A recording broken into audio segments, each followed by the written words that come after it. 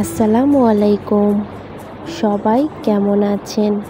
আশা করি সবাই অনেক অনেক ভালো আছেন। আল্লাহর রহমতে আপনাদের দোয়াতে আমরাও অনেকটা ভালো আছি।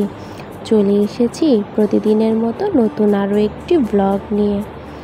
আশা করি আমার আজকের ব্লগটিও আপনাদের কাছে ভালো লাগবে। তো সকাল সকাল ঘুম থেকে উঠে ফ্রেশ হয়ে ভাবলাম ব্লগটি শুরু করি। এই জন্য সকালে নাস্তা করে নিয়েছি। তারপরে ভাবলাম যেহেতু আজকে বিস্কিট নেই কৌটাতে, আনিশা সব খেয়ে ফেলেছে, যে কয়টা ছিল ও খেয়ে ফেলেছে। ভাবলাম তাহলে বিস্কিট বের করে নেই।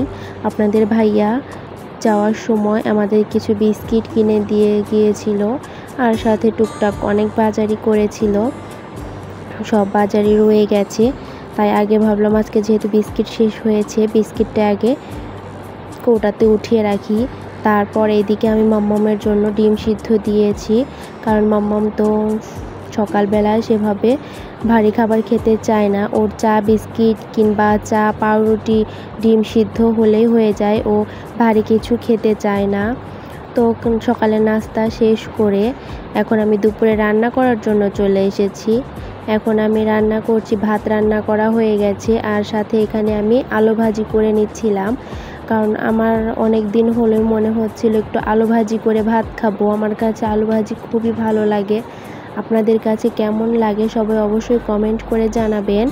তো মুচমুচে করে আলুটা ভেজে রেখে এখন আমি মাছ রান্না করব। আজকে রুই মাছ রান্না করব পটল আর আলু দিয়ে। আমি মাছটা সুন্দর করে পরিষ্কার করে ধুয়ে এর মধ্যে লবণ, হলুদ আর মরিচ দিয়ে সুন্দর করে মেখে এখন আমি ভেজে নিচ্ছিলাম।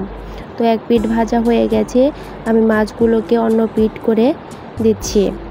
তারপর আমি পটল আর আলুও কেটে রেখেছি, ধুয়ে রেখেছি যেন ঝামেলা না হয়। তো এদিকে আমি মশলাটাও কষিয়ে নিচ্ছিলাম। মাছ ভাজা শেষ করে মশলা ভালোভাবে কষিয়ে নিচ্ছিলাম। আমরা যেহেতু মামে দুজনই খাবো, এই জন্য বেশি একটা তরকারি দিচ্ছি না, আর মাছও বেশি একটা দেইনি। দুজন মানুষ, এই জন্য 4 পিস মাছ রান্না করছি। এমনি অত রান্না করে কি হবে, যেহেতু আমরা দুজন খেতে পারবো না, নষ্ট করার তো কোনো প্রয়োজন নেই। এই জন্য আর আমি বেশি মাছ নেইনি। তো ভিডিওর মাঝখানে একটা কথাই বলতে চাই, সবাই অবশ্যই আমার চ্যানেলটি সাবস্ক্রাইব করে আমার পাশে থাকবেন, আর ভিডিও দেখার শুরুতে একটা লাইক দিয়ে দেবেন। তো এইদিকে আমি আমার রান্নাবান্না শেষ করে আমি রান্নাঘরটা গুছিয়ে নিয়েছি। এই তো দেখতে পাচ্ছেন আমার তরকারির কালারটা কেমন এসেছে, সবাই অবশ্যই কমেন্ট করবেন।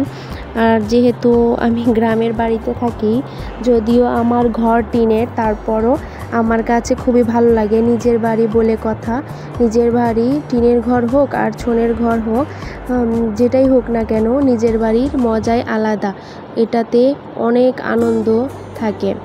তো এদিকে আমি এখানে কৌটাগুলো সুন্দর করে আজকে একটু পরিষ্কার করে নিয়েছি, টেবিলটা মুছে নিয়েছি। আর এটা হলো আমার জুতোর র্যাক, এটার উপরে কত কিছু রেখেছি দেখেন, মামামের খেলনা, তারপর আর অনেক কিছু আছে। এদিকে ডাইনিং টেবিলটাও সুন্দর করে গুছিয়ে নিয়েছি।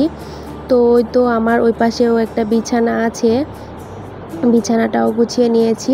আর সোফা রেখেছি, কারণ সোফা ঢেকে রেখেছি, না হলে ময়লা হয়, যেহেতু আমরা সেভাবে এখানে বসি না, এই জন্য ময়লা হয়। এই কারণে আমি চাদর দিয়ে ঢেকে রেখেছি, একটু মেহমান আসলে আমি চাদরটা উঠিয়ে নেই।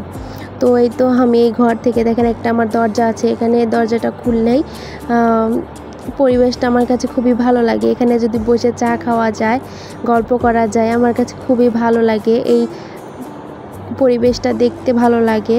আপনাদের কাছে পরিবেশ কেমন লাগে, এরকম পরিবেশ কেমন লাগে সবাই অবশ্যই কমেন্ট করে জানাবেন। আর আজকের ব্লগটি এই পর্যন্ত, সবাই ভালো থাকবেন। আল্লাহ হাফেজ।